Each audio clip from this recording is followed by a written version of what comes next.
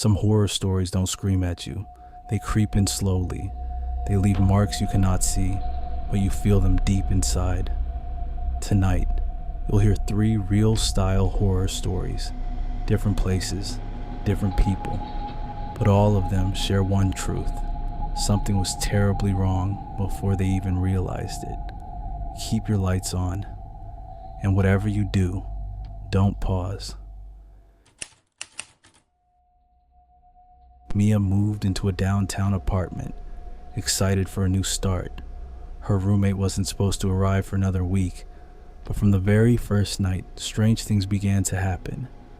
Books she hadn't touched were slightly out of place. Coffee mugs appeared in the sink that she didn't use, and sometimes the apartment door felt ajar even though she locked it securely. The first night, she woke to a faint tapping on her laptop. The screen glowed in the dark, displaying a document she hadn't opened. Her heart raced. Footsteps shuffled across the hardwood floor, soft, deliberate, and unrelenting. She froze. Every instinct screamed to move, but she remained seated, listening. The tapping continued, like someone impatiently waiting. "Who's there?" she whispered, voice trembling. No answer, just the sensation of eyes watching her. Shadows flickered in corners of her vision. She reached for her phone, the light barely cutting through the darkness. Nothing, but she felt it, the awareness of a presence, conscious and patient. Days turned into nights, and Mia began noticing more signs. Messages appeared on her phone from unknown numbers. "You're being watched." Visitors reported hearing soft whispers, seeing shapes dart past walls. She recorded audio, video, but nothing captured the presence, only a growing sense of dread. Sometimes she would wake in the middle of the night to faint breathing near her bed, slow and deliberate, even when she was alone. One night, she awoke to a faint smell of smoke. The kitchen lights flickered.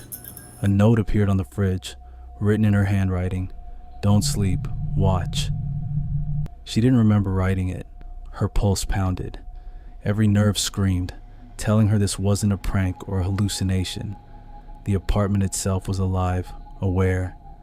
Mia attempted to leave, but when she packed, items would mysteriously shift or vanish, forcing her to search every corner repeatedly. She set up cameras. The footage captured shadows and vague movements, blurred, impossible to define, but no human forms. Each recording ended with faint whispers echoing softly, almost like a voice in the wind. "Stay, watch, alone." Eventually Mia moved out, but the fear lingered. Some nights when she closed her eyes, she swore she could still hear the soft tapping, the whispers, the shadows moving silently behind her. Each new apartment she visited felt different, safe, quiet, yet she could never fully escape the sensation that something was following, observing. Transition 1. Some presences don't knock. They don't announce themselves. They linger, waiting for attention you hope never comes. And sometimes they follow you, quietly, patiently, for the rest of your life. Ethan worked late nights and took the last train home. The station was nearly empty, the cold concrete echoing his footsteps. A man lurked in the shadows, coat long, hat pulled low, face hidden. At first, Ethan ignored him, but the man followed, silent, always just a few steps behind. On the train, he appeared in the same car.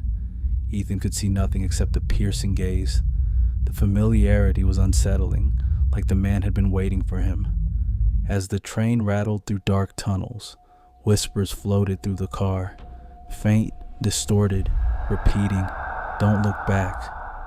Ethan dared a glance.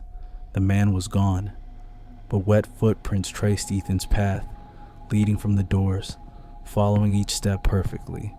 Ethan's hands shook. Every tunnel, every corner seemed alive. A shadow would flicker across the seats, a faint reflection in the window he could never explain. Weeks later, security footage was checked. Only Ethan appeared on the cameras. No stranger.